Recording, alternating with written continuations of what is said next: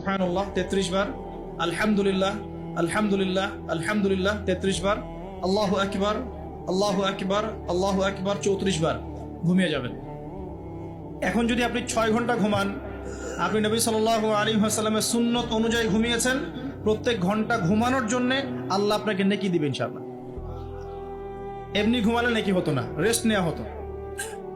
আমি একজন ব্যক্তিত্বের কথা বলছি যার প্রতিটা কাজ অনুসরণ করলে ইনশাআল্লাহ জানা অনুযায়ী আমলটা হয়ে যাবে, আল্লাহর কাছে আমরা মাকবুল হব ইনশাআল্লাহ। পারা যাবে ইনশাআল্লাহ।